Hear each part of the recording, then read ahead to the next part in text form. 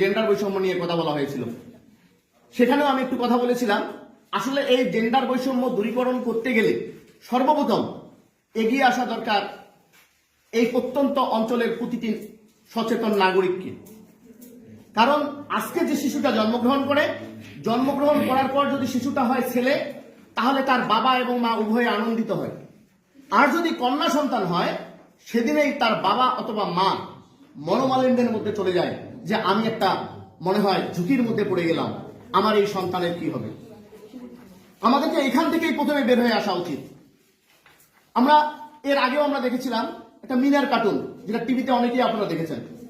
সেই মিনার কার্টুনের মধ্যে আপনারা প্রতিনিয়ত দেখেছেন যে মিনাকে কোন পর্যায়ে নিয়ে যাওয়া হয়েছে আর পক্ষান্তরে তার ভাইটাকে কোন পর্যায়ে নিয়ে যাওয়া হয়েছিল। কিন্তু আসলে একটি মেয়ে বা একটা নারী, সে যে পিছিয়ে থাকার নয়, তারও যে অনেক কাজ, এই কাজটাকে যদি আমরা মূল্যায়ন করতে না জানি, তাহলে কিন্তু আমাদের এই জেন্ডার বৈষম্য কখনোই দূরীকরণ করা সম্ভব হবে না।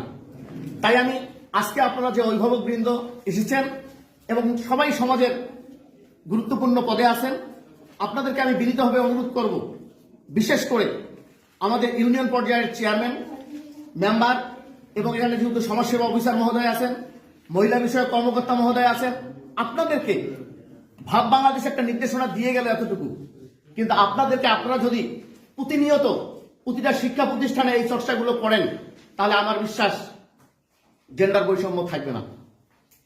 কারণ একটা অভিভাবক তার মেয়েকে যখন স্কুলে পাঠাতে গিয়ে সর্বপ্রথম প্রতিবন্ধকতা সৃষ্টি হয় রাস্তায় ইফটিজিং এর।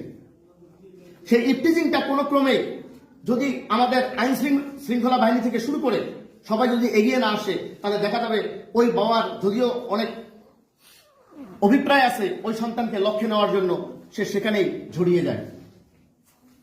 আবার কিছু সমস্যা আছে, এই সন্তানটি যখন বড় হয়, যখন তার প্রতিষ্ঠানে সে আসে, আমাদের এই প্রত্যন্ত অঞ্চলে আমি বিশেষ করে একটি বালিকা স্কুলের দায়িত্বে আছি, এই কারণে আমি বলছি যে আমাদের কিছু অন্তরায় আছে। আমাদের গ্রাম পর্যায়ের মেয়েরা এত খোলামেলা কথা বলতে পারে না। প্রতিটা মেয়ে কৈশোরে যখন পৌঁছে যায়, প্রতিটা ছেলে যখন কৈশোরে পৌঁছে যায়, প্রকৃতিগতভাবে সে বিভিন্ন ধরনের সমস্যার সম্মুখীন হয়।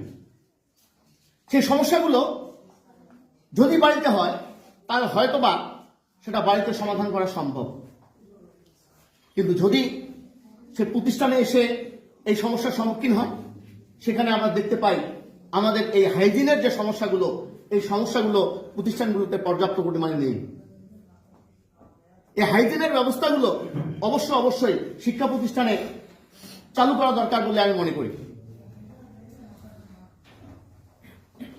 পাশাপাশি প্রতিটা শিক্ষার্থীকে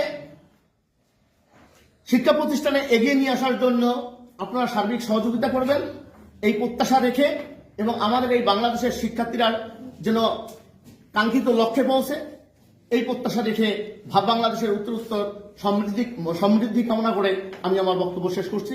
ধন্যবাদ সবাইকে।